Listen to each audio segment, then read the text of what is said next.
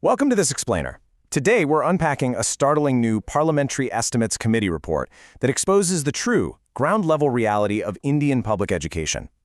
You know, we hear a lot of claims about the expanding reach of our schools, but the data we're looking at today paints a deeply concerning picture. And honestly, this isn't just an issue for the government or the ministries.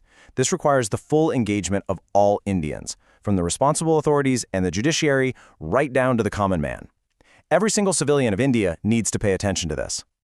Okay, let's dive right in with a number that should absolutely shock you. 73%.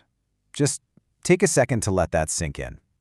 Despite all the universal education schemes and all the rhetoric of progress we constantly hear, 73% is the harsh reality of our public education pipeline. To really understand the human cost here, let's look at it like this. Imagine a group of 100 young, eager kids entering primary school for the very first time. Backpacks on, ready to learn. According to this parliamentary report, out of those 100 kids, only 27 will actually make it to senior secondary school. A massive 73 of those students just fall through the cracks and drop out before reaching the 12th grade. That's an enormous, heartbreaking loss of human potential happening every single year. So here's how we're breaking this down today. First, the Great Dropout Crisis. Second, the Systemic Paradox. Third, the 4 Pillars of Failure. And finally, the Roadmap to Recovery. Let's kick things off with Section 1, the Great Dropout Crisis. The committee literally did not mince words here. They issued a dire warning to all responsible authorities that, without fixing this massive attrition rate, our national goal of universal education, it just becomes an illusion on paper. Think about it. You can have millions of kids enrolled in first grade, but if the system can't actually keep them in the classroom, the fundamental promise of educating the nation is completely broken. Which brings us to Section 2, the Systemic Paradox. Now, this is where the data gets incredibly contradictory. Over the last decade, from 2014 to 2025, the government actually hired millions more teachers. We're talking a jump from roughly 85 lakh to over a crore. That sounds great, right? But in that exact same time frame, the total number of schools actually shrank. It dropped from over 15 lakh down to 14.71 lakh. So we're pouring all these resources into personnel, but the actual physical spaces for students to learn are quietly disappearing. And that contradiction creates a massive structural bottleneck. You can see exactly where the physical infrastructure is just collapsing. We have over 9 lakh primary schools serving the youngest kids. But as those kids grow up and need to move forward, the available schools absolutely plummet.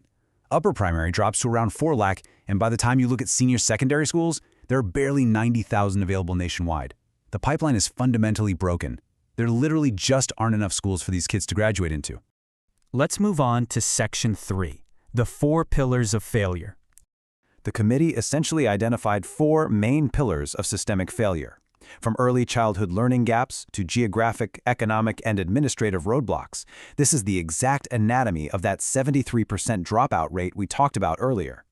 Pillar number 1 is a weak foundational base. The report highlights that a lot of children in early classes are completely failing to achieve expected learning levels in basic literacy and math. It's like trying to learn algebra when you were never properly taught how to add, right? This crippling weak foundation means students simply cannot cope as the classes get harder, and that leads directly to a stubbornly high 11.5% dropout rate at the secondary level alone. They aren't just leaving, they're being academically left behind long before they officially drop out. Pillar number 2 is the devastating shortage of accessible schools for older kids. Like we saw, senior secondary schools make up a mere 10% compared to primary schools. Because of this, children in rural areas are faced with impossible travel distances just to keep studying. When the schools make up such a tiny fraction of the infrastructure, students are forced to trek across difficult terrain for miles and miles just to reach a classroom. For a lot of them, the schools simply do not exist near their homes. Then we have pillar number 3. The harsh reality of socioeconomic pressures. As these kids reach secondary school age, poor families face immense, heartbreaking pressure. For boys, the expectation to drop out, earn wages, and contribute to the family income becomes overwhelming. And for girls? The combination of those long travel distances we just talked about and profound safety concerns creates crippling barriers. Families are literally forced to make an impossible choice between continuing an education or prioritizing their economic survival and physical safety. And finally, pillar number 4, the administrative collapse. This number right here shows a catastrophic drop in teacher training. Back in 2022, over 53 lakh teachers were getting online training. But by 2025, that number completely nosedived to just 1.63 lakh. So we have this growing army of over 1 crore teachers. But the systemic effort to actually train them and ensure quality education has almost completely stalled out. No way around it, that's a massive administrative failure. Which finally brings us to Section 4, the roadmap to recovery. So, how do we fix this? Well, the committee demands mandatory action on 3 specific fronts. First, strictly enforce early foundational learning through programs like Nipun Bharat, so kids actually know how to read and do basic math early on.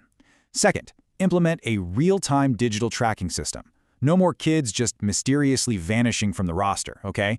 Authorities need a robust tracking system to catch disappearing students before they permanently drop out. And third, lock in mandatory annual targets for teacher training, and make sure that process runs continuously, year after year.